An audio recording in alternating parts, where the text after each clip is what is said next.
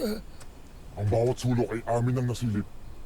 Ovlar Ednu, subalit sadyang wala rito ang ating hinahanap. Batid na ng Kera ang pagbabalik ng inyong sangre.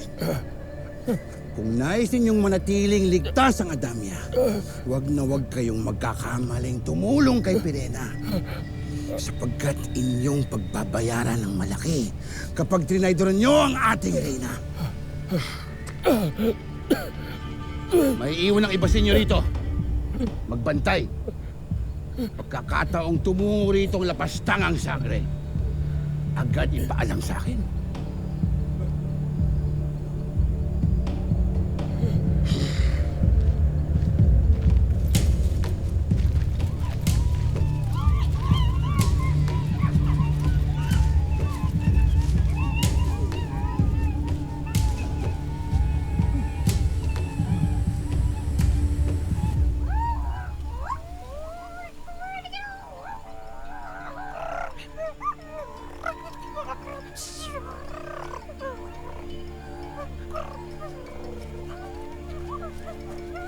Mahal na Emre, aking ipinagdarasal na mapagtagumpayan ng mga sangre ang lahat ng pagsubok upang mabigyan ng katarungan ang paulit-ulit na kalapastanganang ito laban sa Encantadia.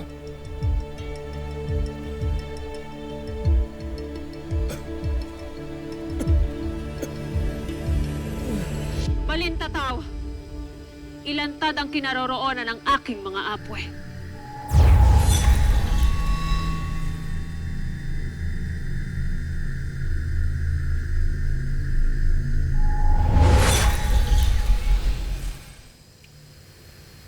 Bakit wala pong pinapakita? Kanina naman Ashti gumana to ah. Nangangahulugan lamang na hindi sakop ng kapangyarihan ng Balintataw ang kinaroroonan ng iyong mga Ada at Ashti. May mga malalayong dako sa loob at labas ng Encantadia na hindi kayang tanawin ng nakaraan. Kaya na lamang ng Devas at mundo ng mga tao.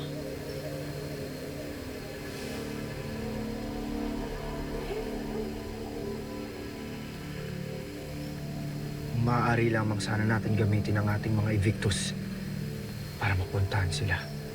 Bakit? Bakit hindi natin gawin? Hindi ba pwede? Tera, ang Evictus ay maaari lamang gamitin kung batid mo ang iyong pupuntahan o nakaapa ka na roon. May nilalang dito na nakakaalam kung saan sila naroroon.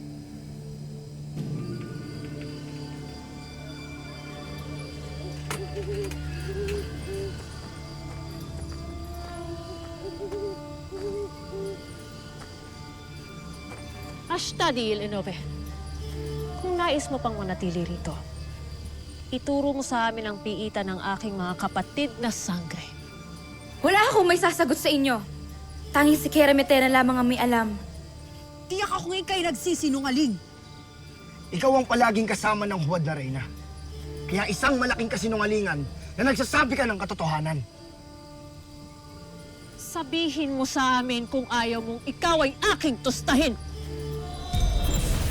Ngunit katotohanan ng aking munika. Ako ay walang nalalaman. Paniwalaan niyo ako, maawa kayo. Ashti!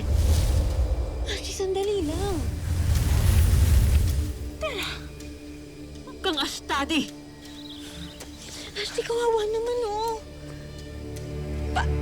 Walang kalaban-laban to. Paano kung nagsasabi siya ng totoo?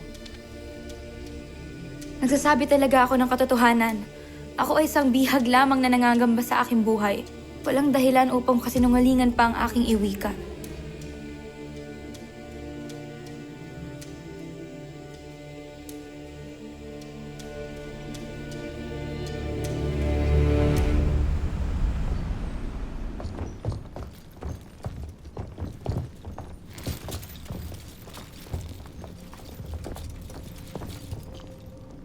Meron akong nararamdamang ibang presensya.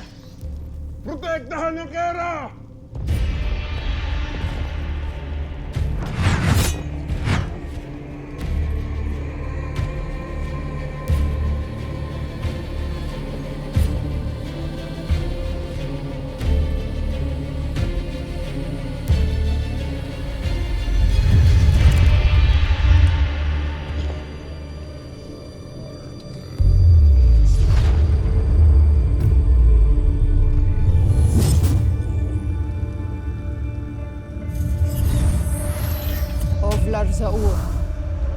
ikaw pala yan.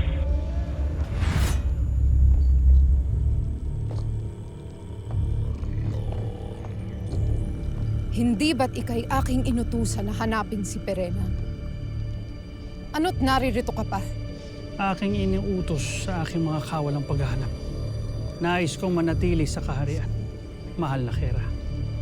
Sapagkat ibig kong ikaw ay bantayan. Hindi pa nakakabalik si Olgana. Humayo rin sina Edno at Anka, ayon sa iyong kautusan. Ikaw na ngayon ay nag-iisa, Kera Mitena. Sa panahong ito na maaaring sumugod ng kalaban, mananatili ako sa iyong tabi. Mahal na Kera. Kung muling susugod ang kalaban, tinitiyak ko ang kanilang katapusan. Subalit, nagagalak ako at nagpapasalamat na narito ka upang maging aking kasangga.